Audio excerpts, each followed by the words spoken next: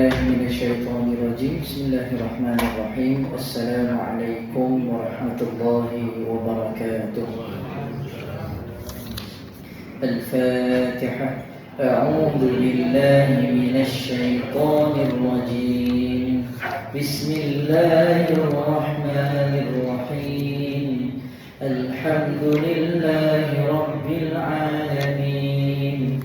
الرحمن الرحيم. مالك يوم الدين. إياك نعبد وإياك نستعين. اهدنا الصراط المستقيم. صراط الذين أنعمت عليهم غير المغضوب عليهم ولا الضالين. آمين. بسم الله الرحمن الرحيم. الحمد لله رب العالمين، والصلاة والسلام على رسولنا محمد وعلى آله وصحبه أجمعين. Allahumma fakkihna fid din. Ya Allah, berilah kami kefahaman dalam beragama. Wa'allimna ta'wil, kebijaksanaan untuk memahami sesuatu perkara. Wahdina ila siratikal mustaqim, jalan hidayah petunjuk kepada kebenaran. Allahumma yassir lana fi hifdzil Quran. Ya Allah, mudahkan kami untuk sentiasa menjaga dan menghafal Al-Quran. Allahumma syrah sudurana fi qira'atil Quran. Lapangkan dada kami ya Allah untuk sentiasa membaca Al-Quran. Allahumma ja'alna min ahlil Quran. Dan ya Allah, pilihlah kami untuk sentiasa menjadi ahli Al-Quran. Wa sallallahu ala sayyidina Muhammad. Walhamdulillahi rabbil alamin. Amin amin ya rabbal alamin. Alhamdulillah, bertemu kembali kita pada malam ni. Belum pergi Jepun lagi ya. InsyaAllah Ahad ni Ustaz akan terbang ke Jepun. Dan insyaAllah ini kelas kedua terakhir. Tadi saya dah bincang lah dengan Tuan Haji kita, Bunda Haji kita. InsyaAllah kelas kita akan ada sekali lagi hari Sabtu pagi, kuliah subuh. Kita akan sambung lah. Okey, itu maklumat awal. Baik, malam ni kita akan sambung tadabbur surah Al-Mumtahanah, muka surat 550. Surah Al-Mumtahanah ini antara intipati yang kita telah pun pelajari adalah berkaitan dengan kalau cintakan seseorang, cinta kerana Allah. Kalau bencikan seseorang, benci juga kerana Allah. Bagaimanakah Allah datangkan contoh seperti Nabi Ibrahim. Ya, Nabi Ibrahim apabila dia menyampaikan dakwah kepada ayahnya. Ayahnya adalah darah daging dia sendiri. Tapi apabila ayahnya tidak beriman, maka dia kena benci kepada ayahnya. Bukan benci itu nak bunuh, tak. Ya, maksud kat sini adalah tidak bersependapat kerana ayahnya ini menyembah patung berhala. Dan bencinya adalah kerana Allah, bukan kerana dendam. Dan apabila seseorang ingin beriman, maka kita kena sayang dia kerana Allah. Seperti mana kita kongsikan pada kuliah minggu yang lalu, berkaitan dengan apabila kita berbuat baik kepada orang-orang yang jinak dengan agama, orang kafir yang dia berminat tentang agama, kita kena zahirkan kepada mereka ini sifat mawaddah, ya, berkasih sayang. Seperti mana kisah yang saya bawakan minggu lalu, antaranya Umar Al-Khattab yang dulunya adalah penentang Islam, yang akhirnya masuk Islam walaupun dia hampir membunuh Nabi. Siapa lagi? Khalid Al-Walid, ya, hidupnya sentiasa memerangi Islam. Ya, banyak para sahabat yang telah pun dibunuh ketika dia mengetuai angkatan tentera perang melawan Nabi dan para sahabat. Tapi akhirnya dia Islam. Bila Islam, kita kena sayang dia kerana Allah, walaupun si dosa silamnya tadi tu banyak menentang agama. Contoh siapa lagi? Suhail bin Amru yang membuat perjanjian dengan Nabi ketika perjanjian Hudaibiyah. Ya, perjanjian yang pada mata para sahabat seperti berat sebelah.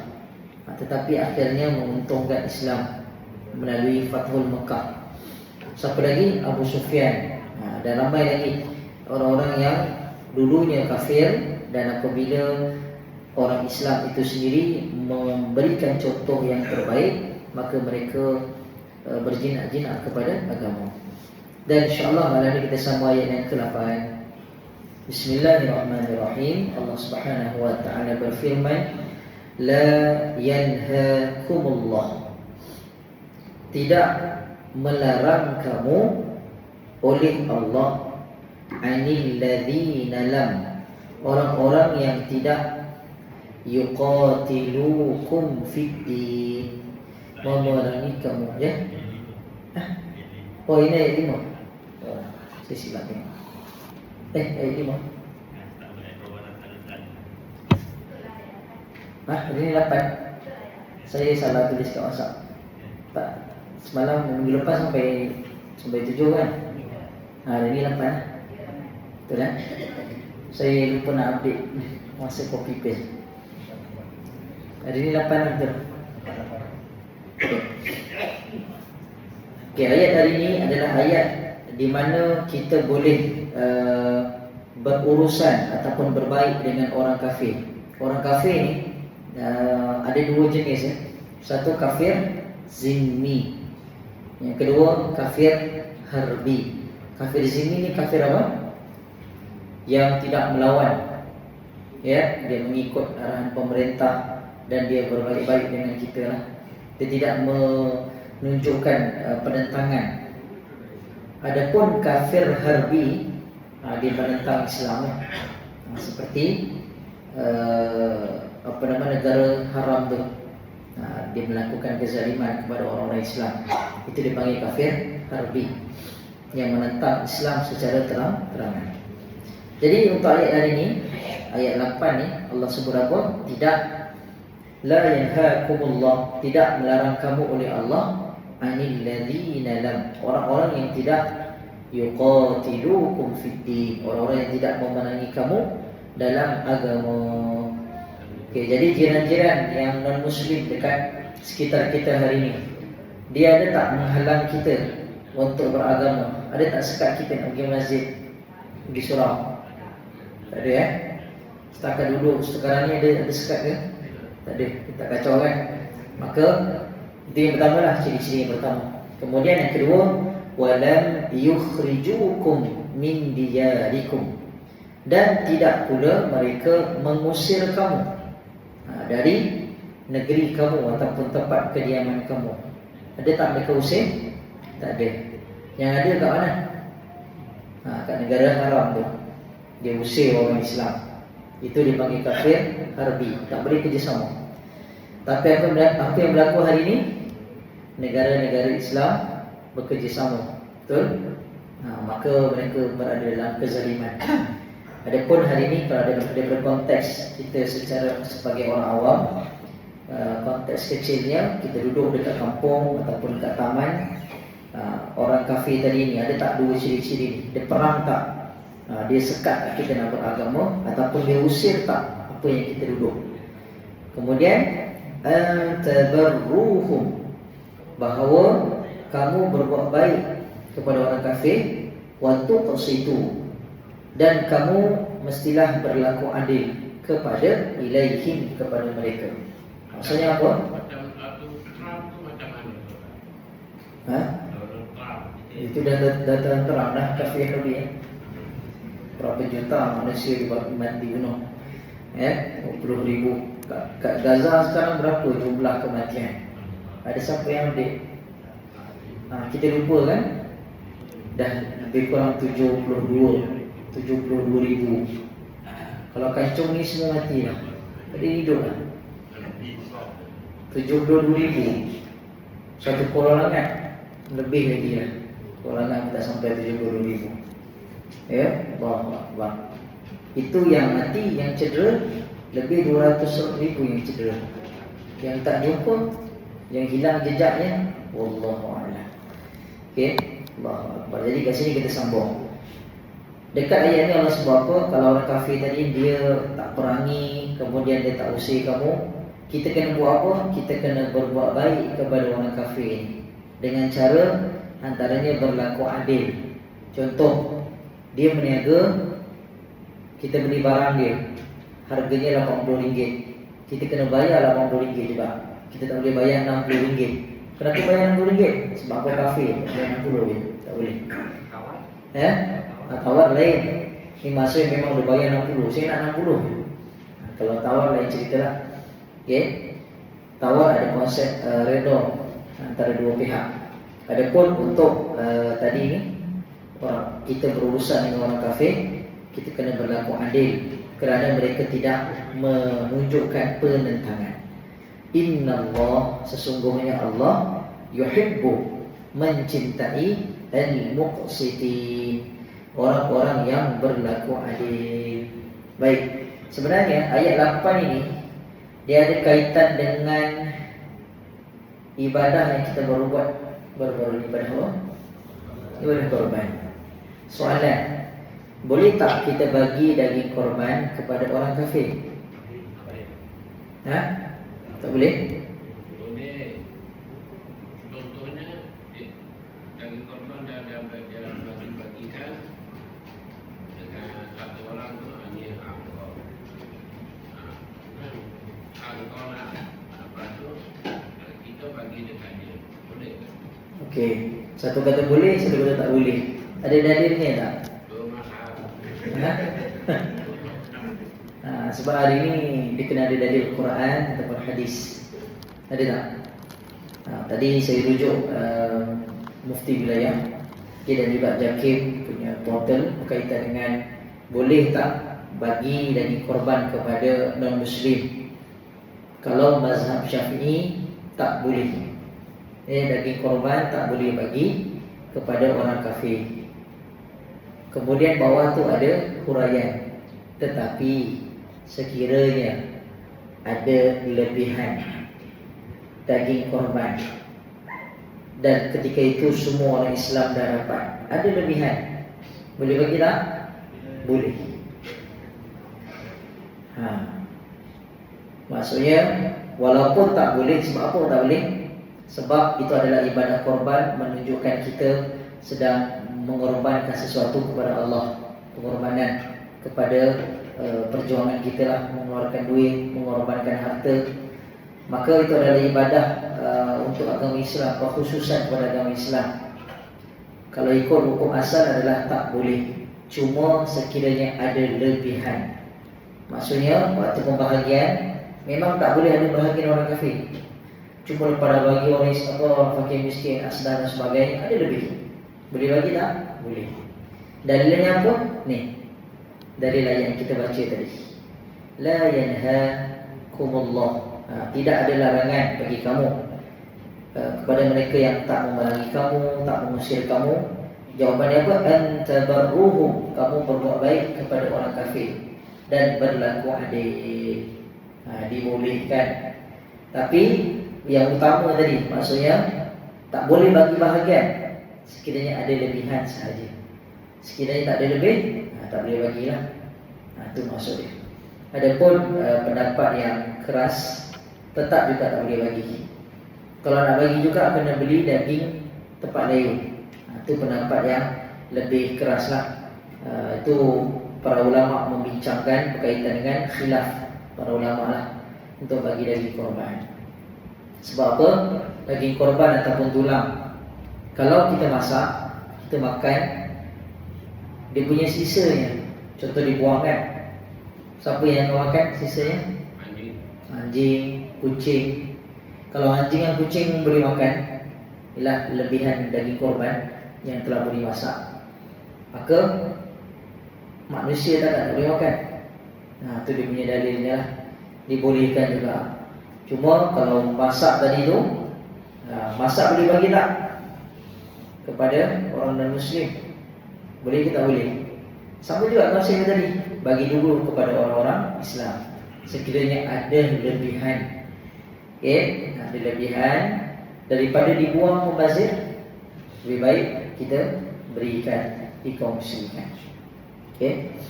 Adapun cerita pasal daging korban ni, saya baru baca dekat Facebook ada isu pengurusan yang berlaku di ada sebuah negeri ni lah. Isu pengurusan daging korban yang tidak diagihkan 50 ekor daging korban yang tak diagihkan, lambat diagihkan lah sehingga ke petang, sehingga dagingnya tukar jadi hijau. Allahu Akbar. Dan itu berlaku setiap tahun ke tempat tu. Sekarang ni tengah viral lah. Nanti kalau terbaca kat Facebook nanti apa yang saya cakap ni. Jadi berkaitan dengan pengurusan daging korban ni, benda tu adalah kita yang nak waktu nak cari peserta bukan main, tapi nak menguruskannya itu satu tanggungjawab. Ya, yang sembelih, yang melapah, yang memotong dan sebagainya, itu adalah satu tanggungjawab yang menguruskan. Maka sebaiknya dipercepatkan urusannya. Habis dia dilapah, dipotong, dia dibungkus, terus serahkan. Jangan ditangguh, sebab ianya akan busuk dan akhirnya membazir. Ya, kalau 50 ekor kali dengan berapa ribu, 5,000, berapa ratus ribu dah habis. Itu satu tempat, ada lagi banyak tempat. Ya, atau pengurusan yang tidak cermat lah. Jadi kena hati-hatilah akan datang. Kalau kat sini okey lah, laju kan. Alhamdulillah, bagus. Cuma saya cerita ni sebagai peringatan untuk akan datang bila kita menguruskan korban tadi ni, tanggungjawab ataupun amanah yang orang berikan, kena buat dengan adil, kena buat dalam keadaan yang sempurna, tidak buat lebih kurang. Okey, kita sambung. Allah sebut tadi dekat ayat ni, innallaha yuhibbul muqsitin. Sesungguhnya Allah sangat mencintai orang-orang yang berlaku adil. Walaupun orang tadi tu kafir, tetapi kita sebagai orang mukmin juga perlu berlaku adil. Ada tak dari lain ustaz yang kita ni boleh bagi makan ke orang kafir? Bukan pasal daging korban bagi makan. Dalam surah Al-Insan.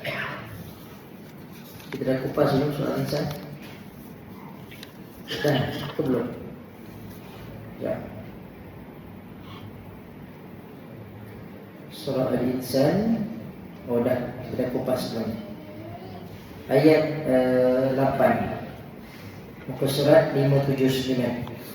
Allah berfirman, wa yut'imuna at-ta'ama 'ala hubbih miskinan wa yatiman wa asira.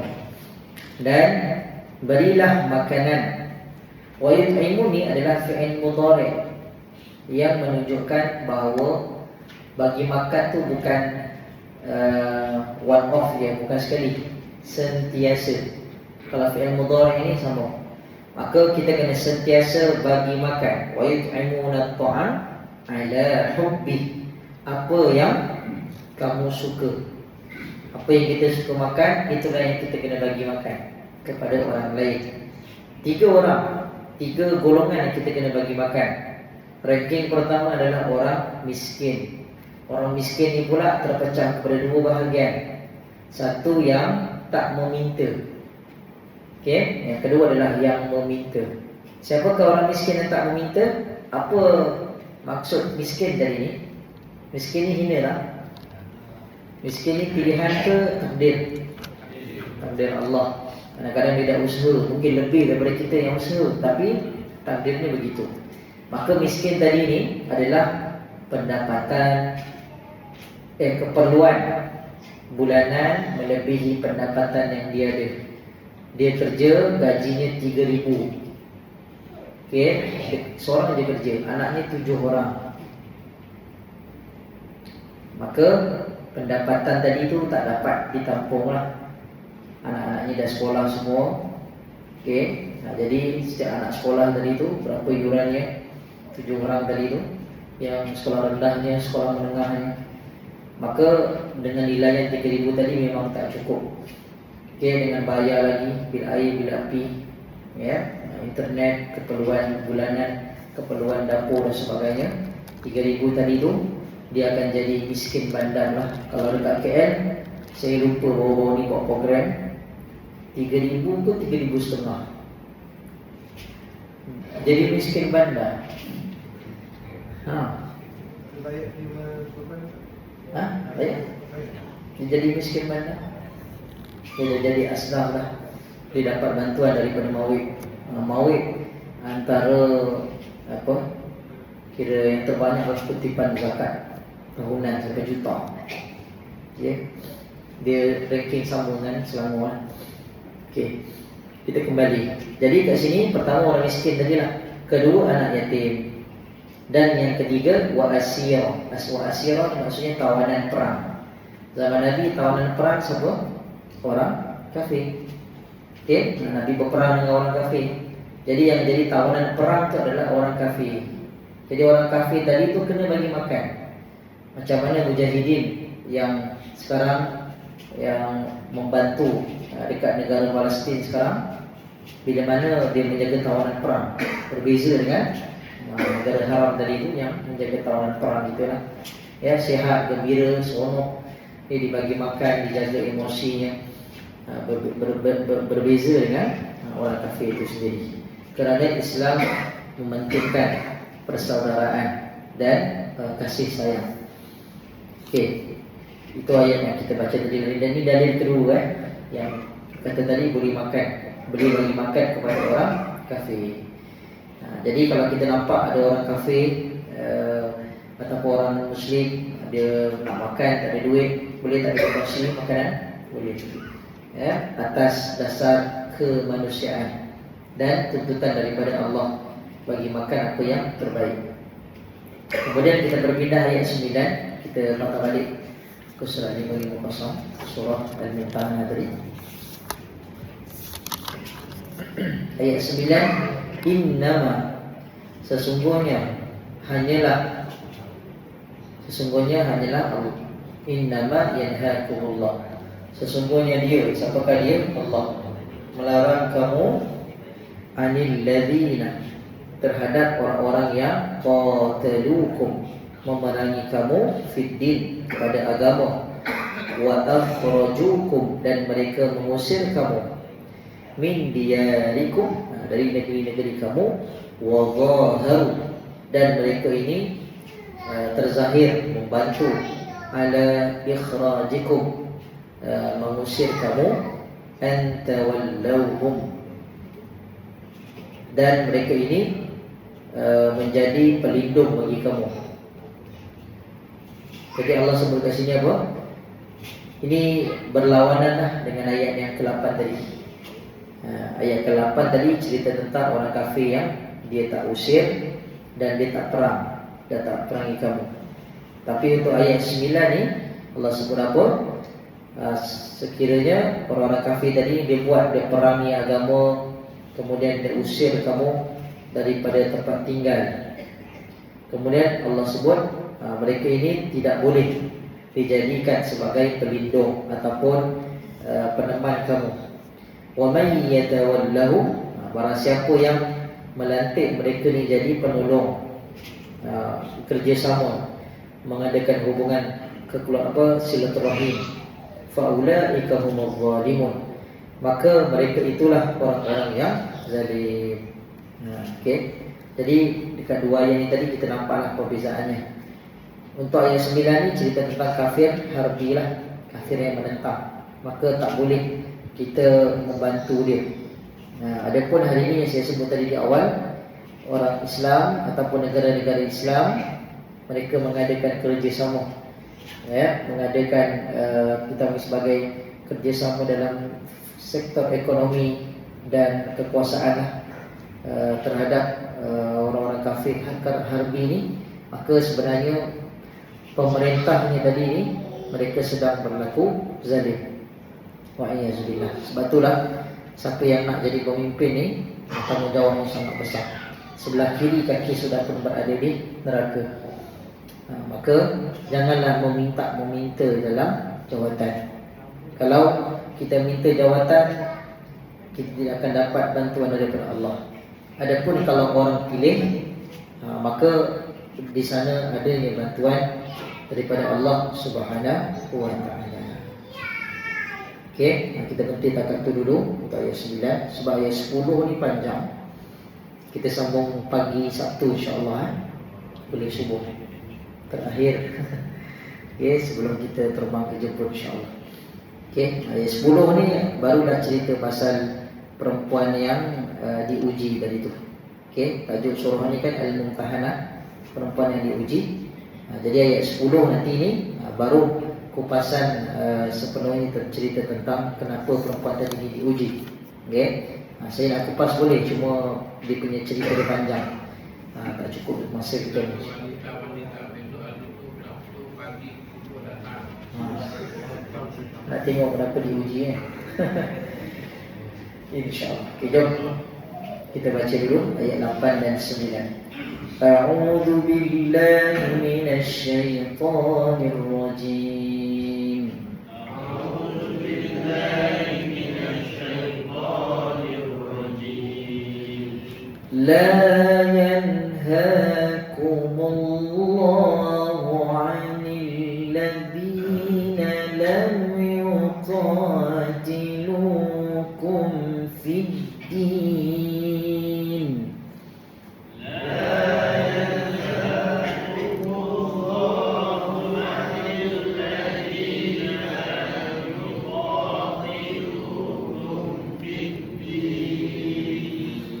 ولم يخرجوكم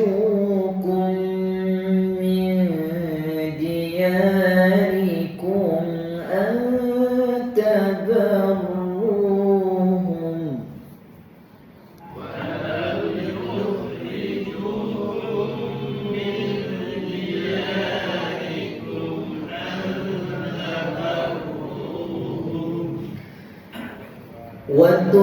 وتقسطوا إليهم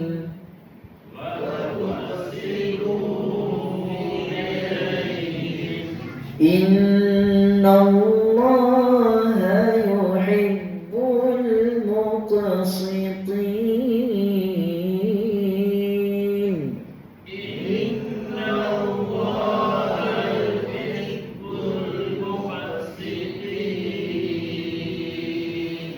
إنما ينهاكم الله عن الذين قاتلوكم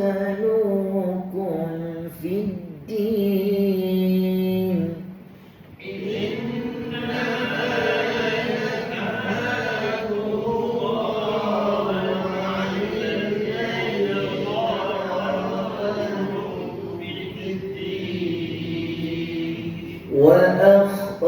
وأخرجوكم من دياركم وظاهروا على إخراجكم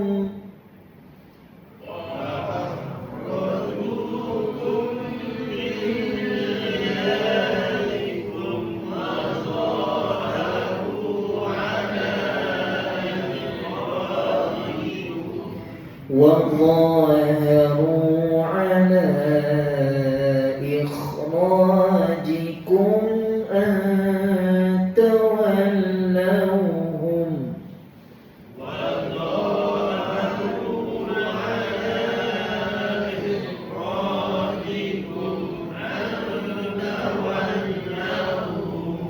ومن يتولهم فأولئك هم الظالمون.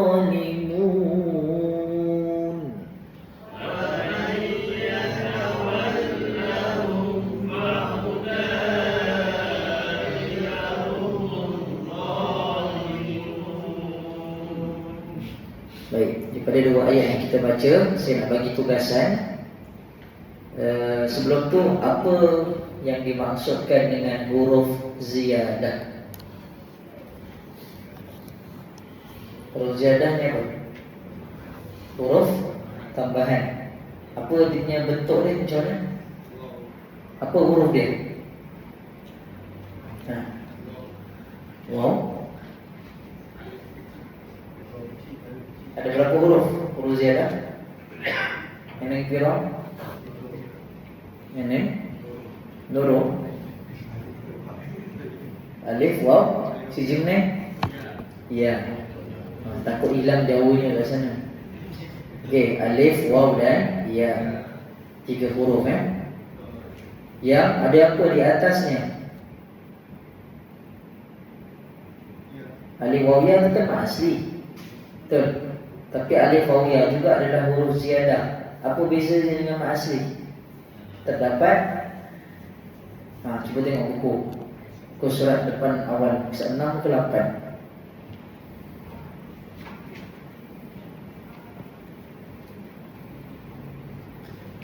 Buku surat 8 Alif ziyadah.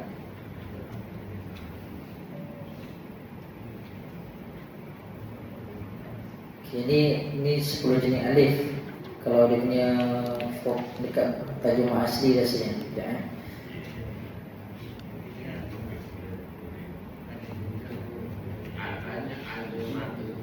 fungsinya apa fungsi dia?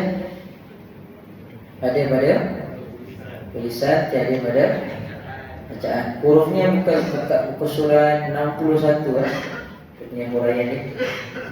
Surat 61 dalam tajuk mak asli. Dekat belah kanan ada nota kaki kecil tu. 60G Okey. Cuba. Ada nota kecil tu belah kanan. Okey, huruf ziyadah, huruf tambahan ada 3 Tengok dia punya bentuk dia. Di atasnya ada bulat kecil. Itu alif. Kalau waw sama juga, ya pun sama. Kalau alif nama dia alif ziyadah. Waw ziyadah dan ya ziyadah. Yang fungsinya ada pada tulisan, tiada pada bacaan. Dapat? Okey. Tugasan untuk malam ni, cuba keluarkan huruf ziyadah pada ayat 8 dan 9 yang kita baca malam ni. Ayat 8 ada berapa? Ayat 9 ada berapa? Atau tekan dua-dua ayat tu tadi ada berapa huruf ziyadah? Ke surat 550 tadi.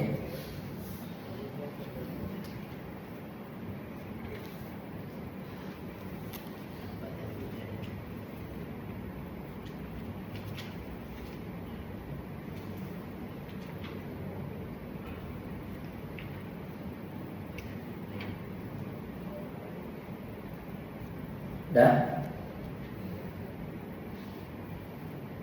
Cari dia alif, waw, tawiyah yang ada bulat kecil atasnya.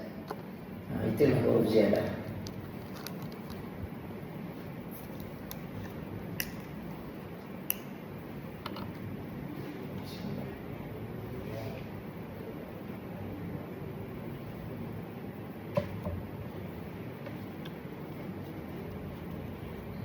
Ada yang dapat jumpa?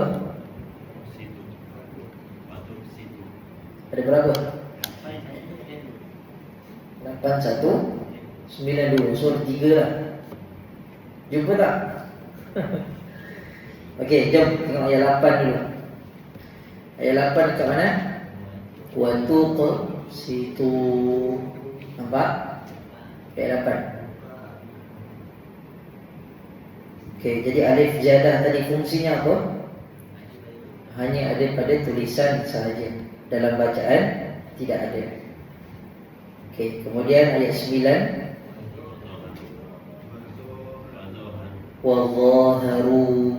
Okey, satu. Lagi. Faulaika. Waw ziyadah. Okey. Sama jugalah kita baca faula terus laju dia. Faula, U-nya tu pendek. Okey, waw tu tak dibaca lah. Okey, jelas Itu huruf ziyadah.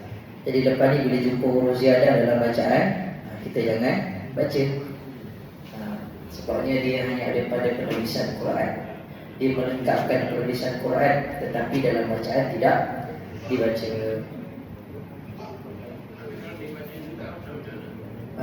Jadi lahnul khafi lah.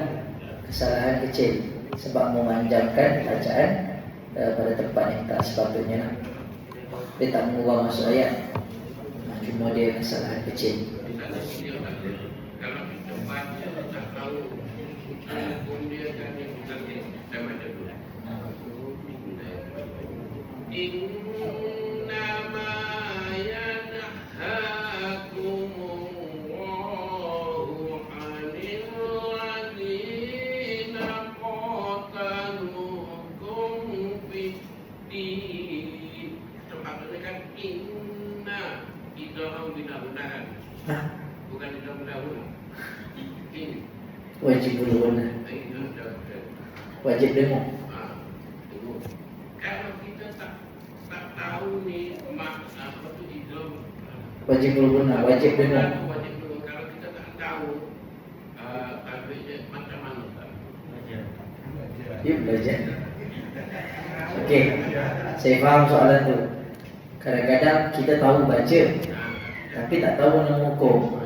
Okey, jawapannya tak ada masalah. Kalau tahu lagi bagus.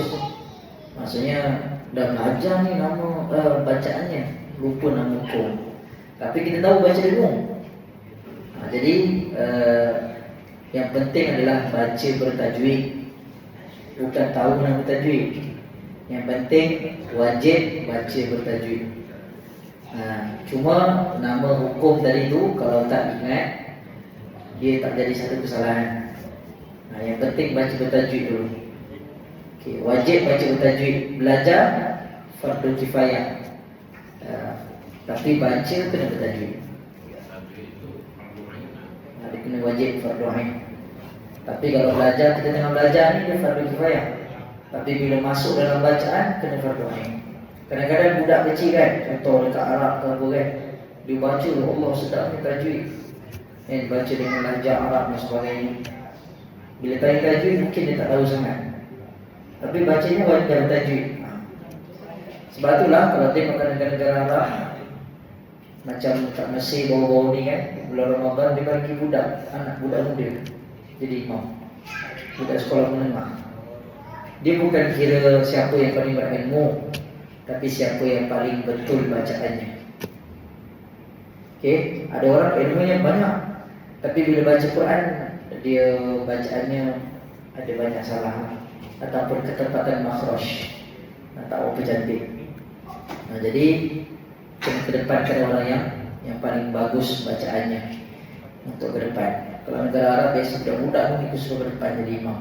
Tapi kat sini jarang lah, bukan di sini. Dekat komuniti kita, budak-budak dah sunat belum? Ataupun dia tengok kecil duduk belakang, dia tak tengok lagi, dah tu baca sedap, ya? Contohnya. Wallahu a'lam. Okey, selesai kita punya kelas untuk hari ini. Saya rasa sedih dan hibur sebenarnya. Kita tinggalkan untuk seketika insya-Allah. Jadi kita ada hajat daripada Tuan Haji Muhammad Zulfaqli. Ada orang di sini?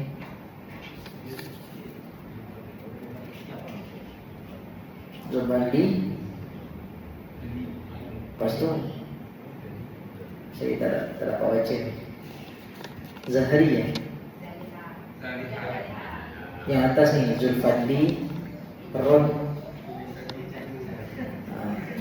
Saya bukan doktor, saya baca. Daripada Puan Siti Zaliha binti Ibrahim dan keluarga, InsyaAllah akan berhijrah ke kota Madinah. Wah, Ustaz pergi Jepun lagi Madinah lah. Okay, tarikhnya 5 hari bulan 6, hari Jumaat pagi. Mohon doakan agar Allah mudahkan segala urusan, perjalanan, penempatan, kesihatan, dapat sentiasa ke Masjid Nabawi, terutama ke Raudhah, dapat menyertai jemaah-jemaah umrah di Aiwan dengan sebagainya. Ada lagi, dimurahkan rezeki kami agar dari arah yang tidak disangka-sangka mengalir seperti air Zam-Zam, dapat beribadah dengan sebaik-baiknya, diampuni segala dosa, diterima semua amalan, dimasukkan ke dalam syurga Firdaus bersama-sama memadani Muhammad sallallahu alaihi wasallam insyaallah. Semoga cucu-cucu saya dapat pendidikan yang sempurna dan berjaya menjadi ahli Al-Quran insyaallah. إلى حضرة النبي المصطفى رسول الله صلى الله عليه وسلم وأصحابه الكرام